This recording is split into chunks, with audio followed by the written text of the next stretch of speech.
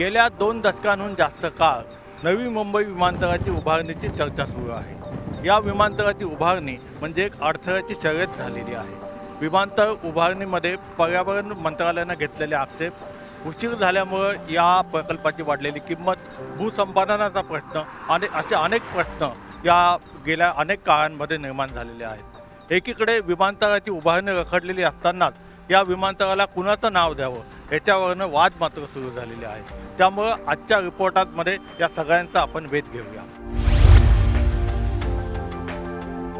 मुंबई देशाची आर्थिक राजधानी असलेलं जगातलं एक महत्त्वाचं महानगर।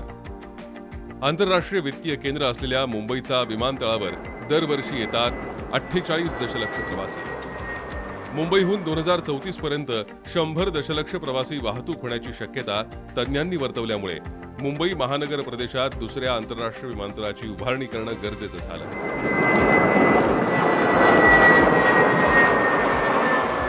मुंबई महानगर प्रदेशात हा दुसरा विमानतळ उभारण्यासाठी जागा निवडण्यात आली, ती उल्वे कोपर पनवेल भागातली।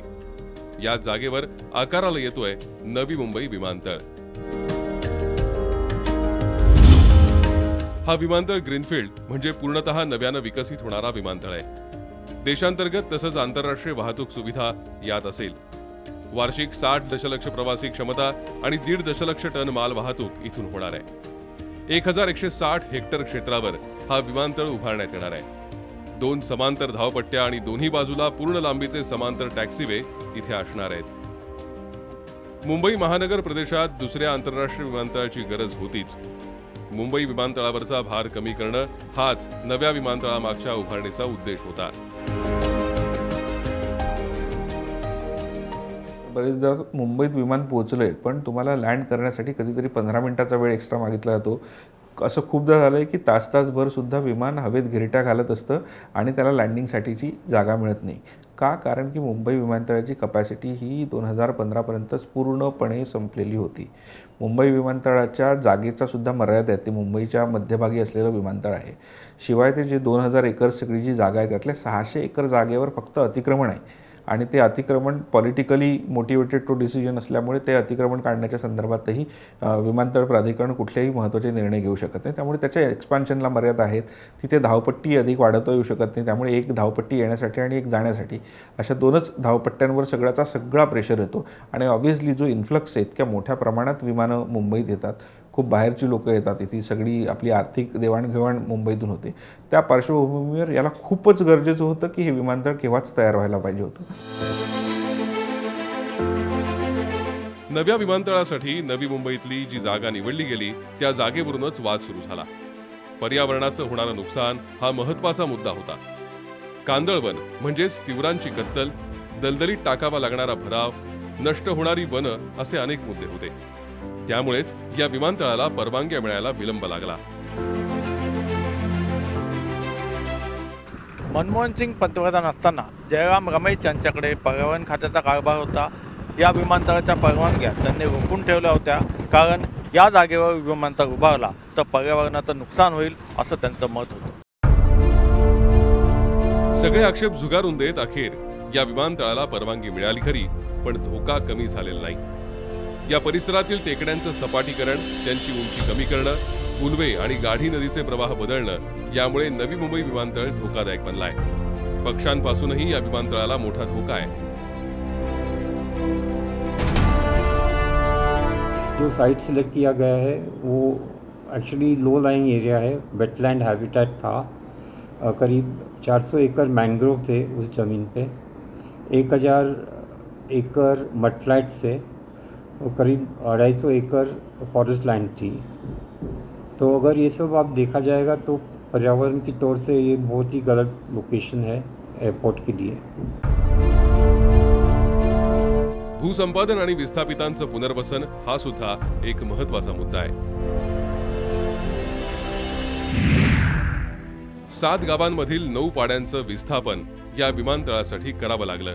तरघर गावातील तरघर आणि कोंबड भुजे हे पाडे, उल्वे गावातील उल्वे आणि गणेशपुरी हे पाडे, ओवळे गावातले वाघविलवाडा आणि वरचे ओवळे हे पाडे, पारगाव मधला कोल्ही हा पाडा, कोपर गावातला कोपर हा पाडा, तर वाघिवली गावातला वाघिवली हा पाडा यांचं विस्थापन या विमानतळामुळे झालं.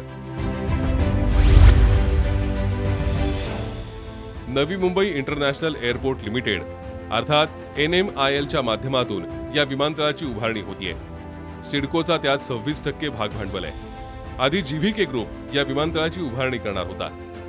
50.5% सहभाग असणाऱ्या GVK एअरपोर्ट डेव्हलपर लिमिटेड या कंपनीचे समभाग अदानी एअरपोर्ट होल्डिंग लिमिटेड यांनी घेतल्यानं आता सिडको आणि अदानी समूह मिळून या विमानतळाची उभारणी करणार आहे. असं असलं तरी पहिलं विमान कधी उडणार हे अद्यापही स्पष्ट झालेलं नाही. खर्च मात्र वाढतच चाललाय.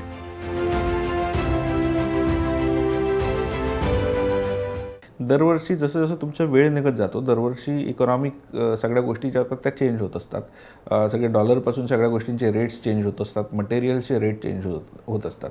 त्यामुळे 15 वर्षापूर्वीचा रेट आणि आत्ताचा रेट याच्यात गॅरंटेडली फरक पडणार होता. तो पडलाच आहे आणि तो फरक इतका मोठ्या प्रमाणात पडला आहे की जवळपास 4,500 कोटीच्या जवळपास ह्या प्रोजेक्टची इनिशियल कॉस्ट होती ज्यावेळेस ह्या प्रोजेक्टचं ॲक्च्युअल कन्सेप्शन झालं होतं तेव्हा.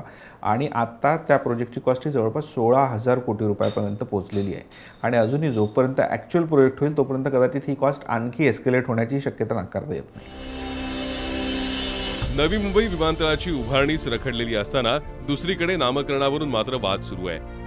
नवी मुंबई विमानतळाला शिवसेना प्रमुख बाळासाहेब ठाकरे यांचं नाव द्यावं असा ठराव सिडकोनं केल्यानंतर त्याची तीव्र प्रतिक्रिया स्थानिकांमध्ये उमटली आहे. नवी मुंबईत उभारण्यात येत असलेल्या या विमानतळाला लोकनेते दिबा पाटील यांचं नाव द्यावं अशी मागणी स्थानिकांकडनं होतीये. नवी मुंबईचा विकास करताना स्थानिक भूमिपुत्रांना न्याय मिळवून देण्याचं काम लोकनेते दिबा पाटील यांनी केलं होतं. त्यामुळे या विमानतळाला लोकनेते दिबा पाटील यांचं नाव द्यावं अशी मागणी जोर धरतीये.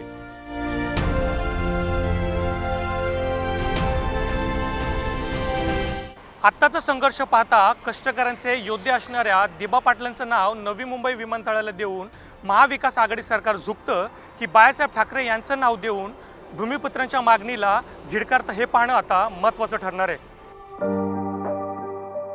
लोकनेते दिनकर बाळा पाटील उर्फ दिबा पाटील यांनी पनवेलचे नगराध्यक्ष, पनवेल उरण विधानसभा मतदारसंघाचे 4 वेळा आमदार, विधानसभेचे विरोधी पक्षनेते, 2 वेळा रायगडचे खासदार म्हणून काम करताना नेहमीच शेतकरी, कष्टकरी, स्थानिक भूमिपुत्र यांच्यासाठी आवाज उठवला. नवी मुंबईतील अनेक विकास कामात दिबांचा सिंहाचा वाटा होता. सिडको आणि JNPT प्रकल्पग्रस्तांचं खंबीरपणे त्यांनी नेतृत्व केलं. शेतकऱ्यांच्या प्रश्नांवर अनेकदा आंदोलनं करत प्रसंगी तुरुंगवास सुद्धा भोगला. जासईच्या संघर्षानंतर प्रकल्पग्रस्तांच्या जमिनीला एकरी भाव आणि 12.5% विकसित भूखंड देण्यास त्यांनी सरकारला भाग पाडलं. 1984 सालच्या एका मध्यरात्री ग्रामस्थ झोपेत असतानाच जासई गावाला पोलीस आणि CRPFच्या तुकड्यांनी वेढा दिला. चालून आलेल्या सिडकोला स्थानिकांनी विरोध करताच पोलिसांनी गोळीबार सुरू केला. तो प्रसंग स्थानिक विसरू शकत नाही. इतका मार खाला ते रक्ताच्या धारी वावल्या डोळ्यासमोर बघले आम्ही.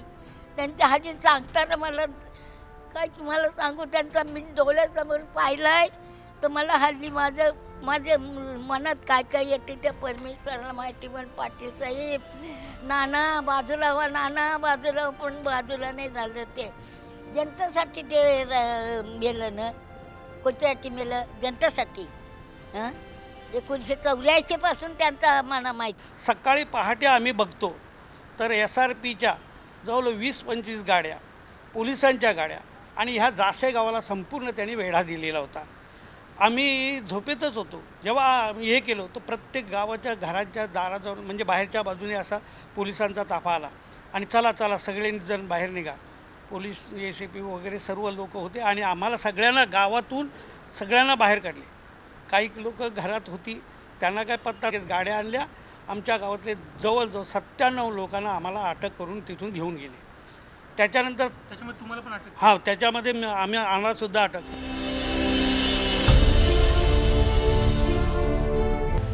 दिबा पाटील यांनी भूमिहीन झालेल्या शेतकऱ्यांना आपल्या भूमीत पुन्हा उभं करून त्यांना मोबदला मिळवून दिला. जमिनी मागे एकरी भाव आणि 12.5% विकसित भूखंडाची फळं जी उभा महाराष्ट्र चाकतोय ती केवळ आणि केवळ दिबांच्या संघर्षामुळे.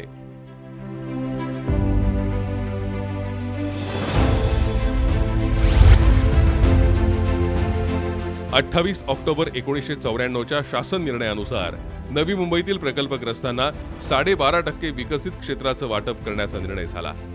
एकूण वाटप क्षेत्रापैकी भूधारकांना 8.75% आणि पायाभूत सुविधांसाठी 3.75% क्षेत्रांचं वाटप करण्याचं ठरलं. 12.5% योजनेसाठी चटई क्षेत्र निर्देशांक 1.5 ठेवण्यात आला. एकूण वाटपाच्या 15% क्षेत्र वाणिज्य वापरासाठी उपयोगात आणण्याची मुभा देण्यात आली. भूमिहीन झालेल्या स्थानिक कष्टकऱ्यांसाठी 40 चौरस मीटर भूखंडाचं वाटप करण्यात आलं. बबनदादा पाटील शिवसेनेचा सल्लागार, त्यांचे अध्यक्ष सर्वांनी, मनोहर बहिर माझे आमदार, त्यांनी दिबा पाटलांना नाव देऊन सह्या केलं. नाव आहेत अजून आहेत तिथं. मग तुम्ही त्यांना तरी विचारा, हे नाव देत चाललंय काय करायचं. त्यांनी सहज पहिल्या तोंडावर दिबा पाटलांना द्या म्हटलं असतं. आता तुम्ही जर विचार दिबा पाटलांचं द्यायचं की बाळासाहेबांना द्यायचं, मग तो शिवसेनेचा आहे म्हणून त्यांनी बाळासाहेब द्यायचं सांगितलं. पण काय करायचं नाव द्यायच्या बाबतीत काय करूया असं असतं तर गोष्टी. पण त्यांनी एकनाथ शिंदेने काय केलं, सरळ का नाव देऊन टाकलं. म्हणजे बाळासाहेबांचं नाव नव्हतं, त्याला कोणी विरोध केलेला नाही. विरोध यासाठी विमानतळाला सोडून कुठेही द्या ना, कारण विमानतळाला दिबा पाटलांचं नाव द्यायचं ही वर्षोनी 12 वर्ष आज जवळजवळ चाललेल्या वर्ष. जर 15 ऑगस्टच्या अगोदर आम्हाला निर्णय आला नाही तर आम्ही जसे शेतकरी आमचे तिकडं आपल्या ह्या महाराष्ट्रामध्ये आत्महत्या करतात तशा आम्ही आत्महत्या करणार नाही. आम्ही सरकारला आत्महत्या करायला लावू. आणि त्या दिवशी आम्ही आमचे 1984ला फक्त 5 हुतात्मे झालेत, पण आता 50 झाले तरी आम्ही हटणार नाही. फक्त दिवा म्हणजे दिबांचं नाव घेतल्याशिवाय आम्ही हलणार नाहीत. हे आम्ही आमचे सगळे भूमिपत्र सांगतो आहेत. संपूर्ण राजकीय कारकिर्दीत दिबांवर भ्रष्टाचाराचा एकही आरोप झाला नाही. आजही जर दिवा असते तर रायगड हा अमेरिका झाला असता, अशी भावना जासईच्या 103 वर्षाच्या आजींनी व्यक्त केली. जे गावातला जो नेता DB पाटील साहेब असा चोर नव्हता, खादार नव्हता, पैसे लुटावर नव्हता. आणि आताचं नेतं राग येईल तुम्हाला. आताचं नेतं तसं नव्हतं. आत्ताचं नेतं तर आपण सांगितलं नाही, पण पाटील साहेबांनी जे केलंय ना, स्वतःसाठी काय करता नाही आलं त्यांना. जगासाठी त्यांना शेवटी रक्त दिला हे जासईला. आज जर लोकांची त्यांना साथ असती तर हे जास्तही नाही, यो सगळा आपला रायगड जिल्हा अमेरिका झाली असती. 1926 साली रायगड जिल्ह्यातल्या जासई गावात एका शिक्षकाच्या घरात जन्म घेतलेले दिबा प्रत्येक कष्टकरी आणि भूमिपुत्रांच्या मनात घर करून गेलेत. ते देव मानत नव्हते, परंतु देव मानत नसले तरी त्यांनी कधी देव मानत नाही म्हणून लोकांना सांगितलं नाही की तुम्ही देवपूजा करू नका किंवा काय करा. कारण त्यांनी लोकांमध्ये, जनतेमध्ये देव बघितला होता. गोरगरीब जनतेमध्ये देव बघितला होता. त्यांची श्रद्धास्थानं मगाशी सांगितल्याप्रमाणे वेगळी होते. हे जे 5 हुतात्म्यांचे जे फोटो आहेत ती त्यांची दैवत होती. हुतात्म्यांचे फोटो त्यांनी ज्या दिवशी हुतात्मे झाले त्याच्यानंतर जे बनवायला फोटो वेळ लागला असेल तेवढाच काही वेळ गेला असेल मध्ये, परंतु त्या दिवसापासून हे हुतात्म्यांचे फोटो आमच्या घरामध्ये आहेत. साधं उदाहरण सांगायचं म्हणजे आमच्याकडे एक कामवाली नवीन लागली माझं लग्न झाल्यानंतर. आणि ती जेव्हा यायला लागली घरी कामाला तेव्हा बाबांनी तिला पहिल्यांदा विचारलं होतं, तू शिकली आहेस का? ती म्हणाली, हो मी 3री पर्यंत शिकली. मग तू का पुढे शाळा का सोडलीस? तिला त्याचं इतकं कौतुक वाटतं. अजूनही ती म्हणते त्यावेळेस मला बाबांनी विचारलं होतं तेव्हा तिला शिक्षणाचं महत्त्व कळत होतं. मग ती रात्रीच्या शाळेला वगैरे जायची, थोडंसं शिकायची. आरक्षणाला आजोबांचा कुठेही विरोध नव्हता. मुद्दा हा होता की मी स्वतः कॅपेबल आहे तर मग एखाद्या ओबीसी विद्यार्थ्याला किंवा एखाद्या गरजू ओबीसी विद्यार्थ्याला ती सीट मिळावी, जेणेकरून मी ती सीट अडू नये. हा माझा मुद्दा होता ज्याला आजोबांनी संपूर्णपणे पाठिंबा दिला. पण याच्यामध्ये आरक्षणाला विरोध कुठेच नव्हता. समाजाच्या उद्धाराचं स्वप्न दिबांनी पाहिलं. याच कळकळीतून शाळा उभारण्यासाठी त्यांनी विलक्षण धडपड केली. जासईला लावलेल्या या रोपाचं आता मोठ्या वटवृक्षात रूपांतर झालंय. दिबांचं कार्य फक्त प्रकल्पग्रस्तांसाठी नव्हतं तर ते आगरी समाजातील प्रत्येक व्यक्तीसाठी होतं. त्याचं कारण असं की सध्या मी ज्या ठिकाणी उभा आहे ती शाळा म्हणजे दिबा पाटलांचं श्रेय.